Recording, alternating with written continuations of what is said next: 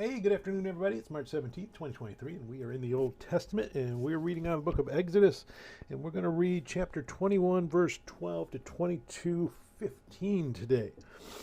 All right, going through the laws. Now, I've been seeing some comments, people kind of questioning what I'm saying here, because what I'm saying is we are not under the laws. As Christians and Gentiles, we were never under the law. This is the law for Jews, Israelites, and the 4,000 years ago that God is trying to form into a nation of priests under him.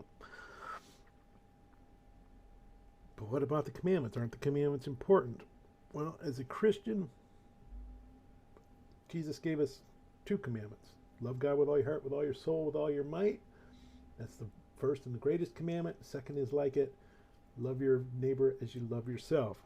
If I do those two commandments, I've fulfilled everything in the law. If you remember, Jesus, his main opponents were the Pharisees.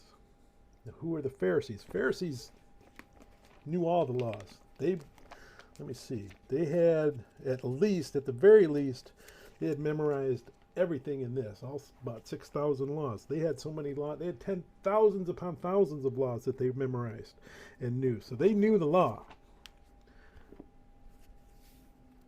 So why did Jesus have a problem with them if they knew all the laws and they were doing all the laws? Because they didn't have any love for anybody. Called them a stumbling block. So it's possible that I know all the commandments, I'm doing all the commandments, but I'm still going to hell. Because salvation isn't in the law. Salvation is in Jesus. If salvation was in the law, we wouldn't need Jesus to come. Because Jesus came and gave me salvation, I don't need the law. Jesus trumps the law. Everything in the law points to Jesus. Once I have Jesus, I don't need to go backwards.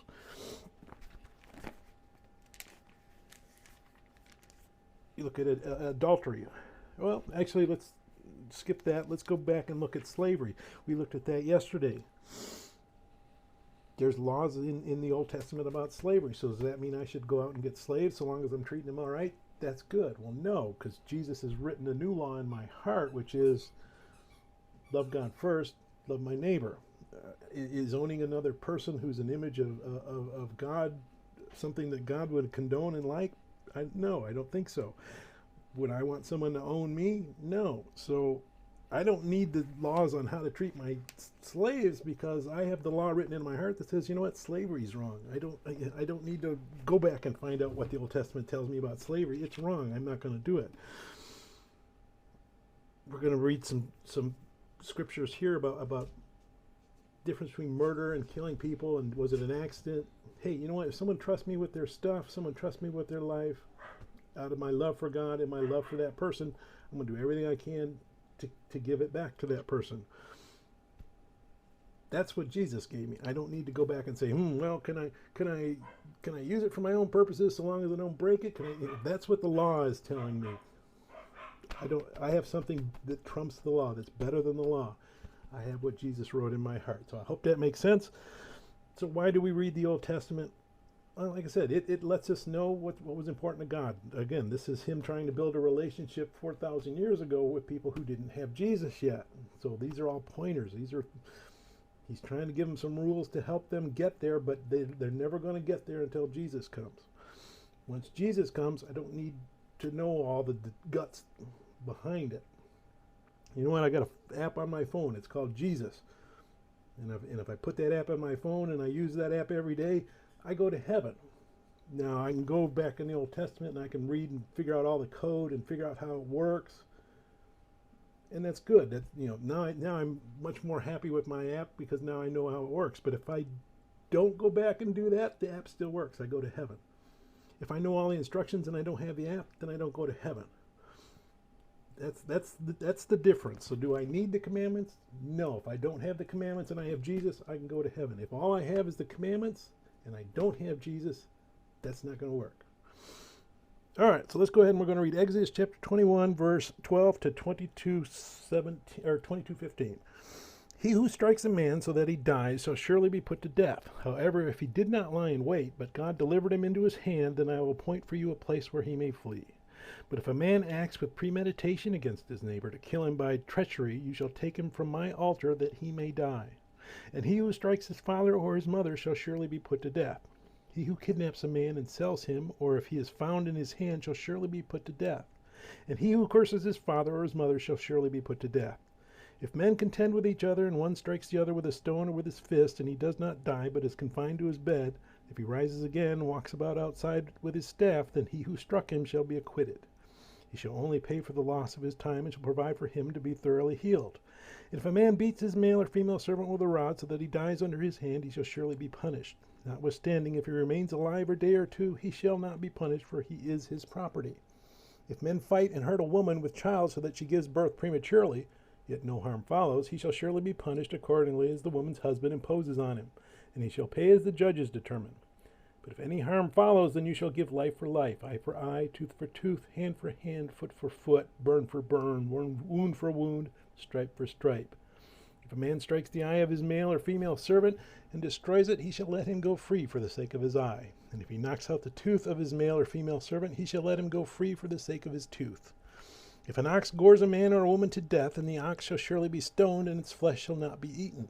But the owner of the ox shall be acquitted. But if the ox tended to thrust with its horn in times past, and it has been made known to his owner, and he has not kept it confined so that it has killed a man or a woman, the ox shall be stoned, and its owner shall also be put to death. If there is imposed on him a sum of money, then he shall pay to redeem his life whatever is imposed on him. Whether it has gored a son or gored a daughter, according to this judgment, it shall be done to him. If the ox gores a male or female servant, he shall give to their master 30 shekels of silver, then the ox shall be stoned. And if a man opens a pit, or if a man digs a pit and does not cover it, and an ox or a donkey falls in it, the owner of the pit shall make it good.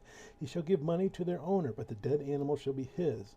If one man's ox hurts another's so that it dies, then they shall sell the live ox and divide the money from it, and the dead ox, and they shall also divide. If it was known that the ox tended to thrust in time past, and its owner has not kept it confined, he shall surely pay ox for ox, and the dead animal shall be his own. If a man steals an ox or a sheep and slaughters it or sells it, he shall restore 5 oxen for an ox and 4 sheep for a sheep. If the thief is found breaking in and he is struck so that he dies, there shall be no guilt for his bloodshed. If the sun is risen on him, there shall be guilt for his bloodshed. He should make full restitution. If he has nothing, then he shall be sold for his theft.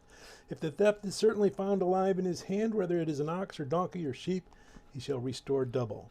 If a man causes a field or vineyard to be grazed and lets loose his animals, and it feeds in another man's field, he shall make restitution from the best of his own field and the best of his own vineyard. If fire breaks out and catches in thorns, so that stacked grain, standing grain, or the field is consumed, he who kindled the fire shall surely make restitution.